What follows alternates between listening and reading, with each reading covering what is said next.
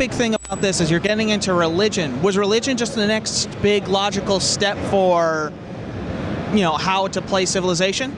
Actually, it came about from a scenario. Ed Beach, the lead designer on Gods and Kings, he's got a big interest in the Renaissance. He's got a lot of published board games that have to do with the Renaissance. Mm-hmm. But he put together a scenario called Into the Renaissance. It's a really large scenario as far as scenario sizes go with a Civilization game. And he really wanted to put together like religious combat throughout the Middle Ages and into the Renaissance, who controls the Holy City, things like that.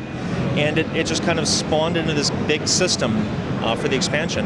He definitely wanted to do it differently than how Civ 4 did it, because we felt like that you could really plug something in a lot more effectively with this game, because the players already know how to do policies, those kind of one-off yield bonuses, things like that. Yeah. So he figured that the belief system would really fit well with that.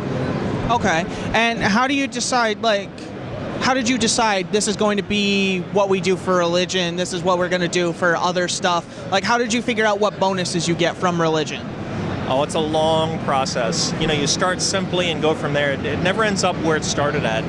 And to help out with the gameplay team, there's obviously a lot of internal design discussions that are always going on.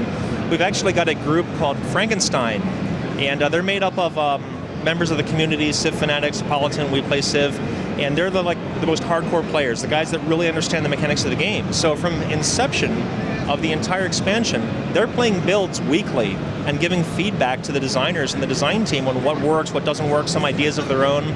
So between our excellent design team and these guys helping out with what the community might think of mechanics, we always end up in a really good place. Okay, and as far as a couple of the new people in the game, were those people that you wanted to develop more before you added them to the game, like Attila, things like that, or are those just kind of turned out to be good for this game? Do you mean the Civilizations? Yes, the Civilizations. Well, that actually started out with Into the Renaissance as well. He obviously wanted to have all of the core European civs in there just to serve this scenario. And then we've got a lot of other civs on the sides, and a lot of them have to do with what Ed thinks would make really good mechanics. Like picking Pakal of the Maya. It's 2012 this year. I mean, that's, the end of the Mayan calendar. So he thought of a really, really cool trait that they could do. We haven't really talked about it yet. That has to do directly with the Mayan calendar as you play through the game. You're not working on the same clock as everybody else when you're playing the Mayans. So it's finding those kind of civilizations that offer gameplay that's a little bit differently from everybody else's. Like Maria Theresa of Austria. Not only does it serve the scenario, but Maria Theresa of Austria has an option for, as her trait, called diplomatic marriage, where she can marry into city-states and bring them directly into her empire without actually conquering them. Things like that, which are just really cool and unique to each civ. Yeah. And as far as city-states go, did you just want to get them more involved with policies? Because their objectives, we're always like, this guy's bullying me, please go kill him, or we want this great person. So I know there's an evolution, but is that just to make them more like the other civilizations, to make them stand out a little more? We wanted the diplomatic victory to be more dynamic. Yeah. It was really straightforward. The city-state interactions were fairly flat. I mean, they had some interesting things that were happening, but we wanted to bring them more into the fray. They weren't on the same level as full civilizations, but they certainly have a lot more interactions with the big civilizations now. They're almost like pawns that you can use in the game, and they act like it a lot more. So there's a lot more opportunity for you to demand tribute or bully them, things like that. A lot of opportunity for them to go running off to their, their superiors, their full civilizations, and saying, this guy's bullying me, help me out. If you do, I'm going to give you all my luxuries. A lot of things like that. So we hope that the ultimate effect is to make a diplomatic victory actually challenging and engaging as you go through the game.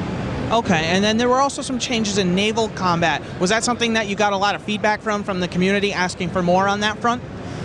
With naval combat, there's always people asking for, better AI, have them do more clever things.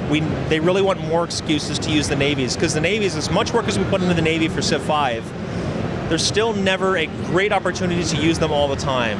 So what we really wanted to do is continue elevating that whole bit of gameplay. We want players to possess the strongest Navy in the world, to really strive for that. And now what we've done by introducing melee ships is basically make it so if you don't have a really strong Navy, you might not so much be at a disadvantage, but you're losing out on opportunities on enemy shores. Yeah. All right, so where and when can people get their hands on this expansion? June 19th this year, or June 22nd overseas, Steam, retail outlets, pretty much anywhere that you get your games, you're going to be able to get Gods and Kings. All right, I'm looking forward to it. I hope everyone out there is. This is Chris from ThoseGamingNerds.com. Thanks again for taking the time to talk to us today.